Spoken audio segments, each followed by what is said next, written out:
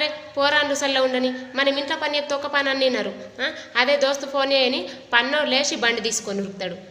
నిన్న నుంచి తలిగిన మా తమ్ముడికి, అరే లెవ్వురాగి ఫిల్టర్ నీళ్ళు అయిపోయినాయి తీసుకురారా అని అన్న. తేనె లేడు, ఇలా పొద్దుగల 5 గొట్టంగా ఫోన్ చేసిండు అలా దోస్తు. అంత మసుకుని ఏం పని ఉంటుంది అడికి, బండి తీసుకొని ఉరికిండు. నేను ఫోన్ చేసిన, ఏడున్నవరా అని అంటే, ఇగో మా దోస్తు లవ్ మ్యారేజ్ చేసుకుంటుండక్క, ఓళ్ళకి ఎప్పకు నేను వచ్చిన అని అంటుంది. చూసిన ఆ లగ్గం చేసుకునేటి పోరాడు నల్లి ఉంటుండే, ఏం తెలనట్టే ఉంటుండే. మనోళ్ళు ఏమన్నా తక్కన ఆ లవ్ మ్యారేజ్ చేసుకుంటుండట్రా అనగానే ఒకళ్ళు ఫోన్లు చేసుకుంటారు, పోతారు. ఇళ్ళల్లో పత్తదేలది.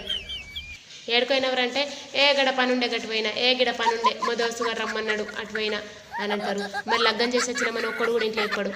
పోరాళ్ళ గురించి వాళ్ళకి అన్ని విషయాలు తెలిసే, కానీ ఇళ్ళల్లో తెలనియ్యరు.